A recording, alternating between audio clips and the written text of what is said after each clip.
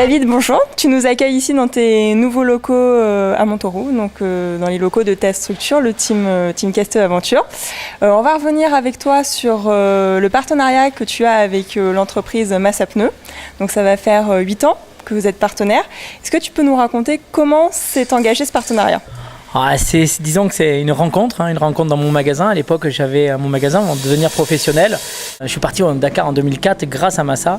Et c'est vrai que Philippe Quillot est venu à mon magasin et puis une rencontre s'est faite. On a discuté sur les projets. Lui, passionné de moto, passionné de plein de choses. Et puis, il m'a senti vraiment motivé pour cette course. Et puis, pour ce que je représentais derrière par rapport à mon team, par rapport à plein de choses que je mettais en place. Et puis, cette amitié, ce partenariat s'est mis en place. Donc tu es vraiment passé grâce à Massa d'amateur à professionnel. Donc on peut un petit peu lier ça avec ce que fait Massa, c'est-à-dire de technicien. Par Massa, on peut monter chef d'agence. Toi, comment tu vois justement cette évolution ? Enfin, comment tu as vécu cette évolution ? C'est vrai que moi, je viens d'un milieu très très modeste où j'étais exploitant agricole à Tanneron. J'ai fait mes études dans l'agriculture. J'ai ouvert mon magasin, donc je viens pas de la compétition pure. J'ai un parcours sportif qui est très très particulier parce que j'ai énormément travaillé. J'ai tenu un magasin pendant 12 ans. J'avais 7 personnes, etc. Et je suis devenu professionnel. Donc c'est vrai que je suis monté petit à petit dans le milieu du rallye. J'ai créé ma petite équipe pour partir en pilote amateur où je suis parti avec vraiment tout en bas de l'échelle avec ma moto, ma malle, mes roues et puis en croisant des gens, en montrant que ma volonté et puis mon professionnalisme, j'ai réussi à monter petit à petit jusqu'en 2006 où j'ai vendu mon magasin et je suis devenu professionnel. Et aujourd'hui, j'ai 38 ans, j'ai mon écurie, mon équipe. Et tout ça, je ne l'ai pas fait seul. Je l'ai fait, je le dis souvent, une victoire ne se gagne pas seule et c'est vraiment la vérité. C'est qu'aujourd'hui, j'ai réussi à motiver des gens qui sont derrière moi, des partenaires, des grosses institutions comme la ville de Nice, comme Massa, comme Yamaha, comme Total, Elf. Et du coup, aujourd'hui, c'est ce qui me permet de faire vivre ma structure et de voyager, de vivre ce que je vis au quotidien et de faire mon 10e Dakar cette année. Et trier de façon à bien préparer l'avantage, parce qu'avant j'en avais un peu de partout et depuis qu'on a signé chez Yamaha, c'est vrai qu'on essaie de soutenir, donc on a tous les stocks, tout est référencé, tout est prêt. Comment se vit ce partenariat chaque jour ? Qu'est-ce que fait Massa pour ton team ? Déjà, c'est un rapport direct avec les pneumatiques, donc c'est eux qui sont en relation directe avec Michelin et donc il y a un gros développement. En plus, Michelin a sorti un tout nouveau pneu, donc on est en plein développement avec ça et Massa aujourd'hui est un peu le fil conducteur de tout ça. C'est aussi un conseil parce que Philippe Quillot connaît très bien ma structure, me connaît très bien et souvent je l'appelle pour être plus aussi un confident sur mes stratégies et de course et de team parce que c'est vrai que tout seul des fois c'est difficile de prendre les bonnes décisions. Au-delà du conseil, de l'aide financière aussi par rapport à la structure et du rapport technique pneu, je peux dire qu'aujourd'hui Massa est un très très gros élément dans ma structure et c'est vraiment un partenaire à part entière, ça dépasse le côté budget et le côté matériel, c'est vraiment une aide vraiment très très générale dans la structure. Regarde, c'était mon sponsor principal. Et, donc en 2004. En 2004. Et aujourd'hui, tu vois, ça a une histoire incroyable.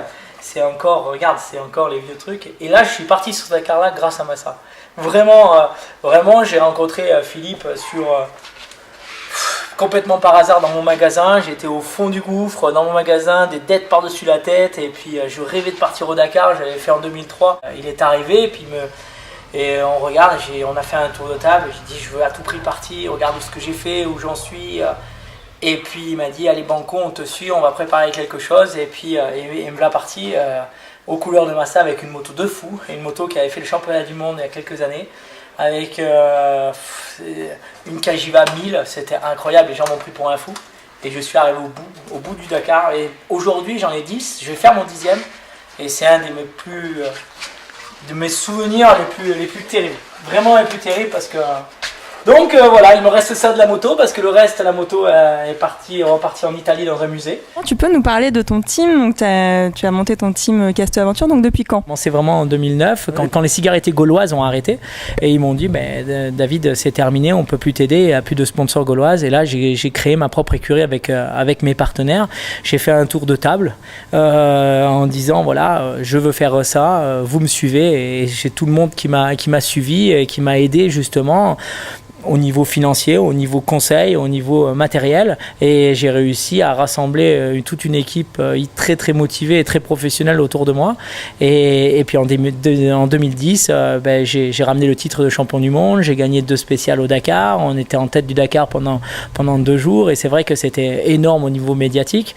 Et c'est vrai que quand tu as une équipe comme Yamaha, une marque comme Yamaha qui vient te voir en fin 2011 en te disant David, voilà, on est intéressé par le pilote, mais aussi ton équipe et tes sponsors, et ce que tu as fait, c'est une belle satisfaction personnelle, parce qu'on se dit au-delà du côté sportif et du pilote par lui-même, il y a aussi tout ce qui est autour qui les intéresse, et ça c'est superbe.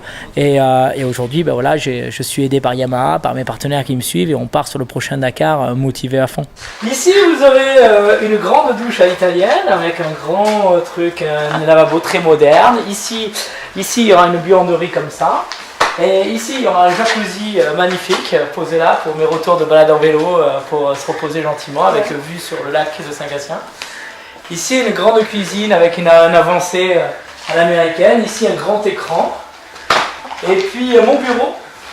En tout, on est presque 10 personnes. Déjà, je suis le seul pilote manager et patron d'écurie, et en même temps je suis le seul depuis que le Dakar existe à avoir amené un apprenti et son professeur sur le Dakar en 2010, et aujourd'hui ce jeune là finit ses études et il finit au mois de juin avec un bulletin magnifique, avec des résultats superbes, une motivation énorme, et aujourd'hui, je ne peux pas le laisser partir, je suis obligé de fabriquer quelque chose avec lui, de monter, de le motiver dans différentes choses. Et là, il va partir travailler dans des teams énormes pour prendre de l'expérience en Italie, de partout, pour arriver sur le Dakar avec une expérience encore plus importante. Et aujourd'hui, c'est un élément très, très, très important. Il a 22 ans et il a 3 Dakars à son actif.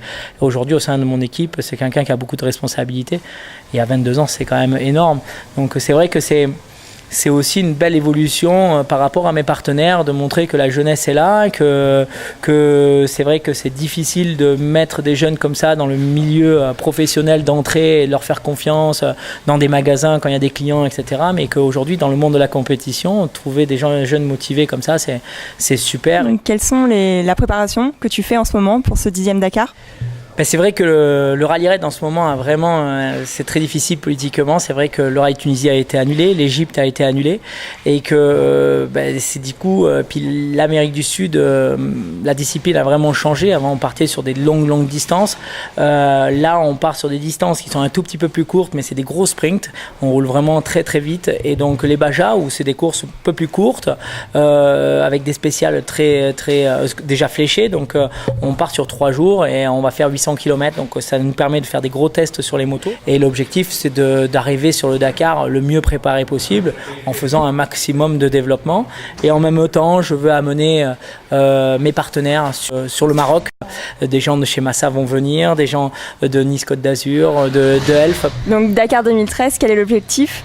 Évidemment, quand tu as fait 2e au Dakar et que tu es champion du monde, et que tu as fait plein de choses, c'est vrai que l'objectif c'est de gagner. Maintenant, c'est vrai que là, ça fait 3 Dakars que je fais où j'ai pas mal de problèmes et physiques en 2010 et après moteur 2011-2012. C'est vrai que je veux arriver sur ce Dakar avec un peu moins de pression sur les épaules, arriver avec peut-être une structure un tout petit peu plus modeste, mais arriver avec une motivation énorme. Et c'est aujourd'hui ce que j'essaye de faire autour de mon équipe, d'arriver vraiment hyper motivé sur le prochain Dakar et essayer de leur dire attention, Castel n'est pas mort, il est là, il peut vous botter les fesses.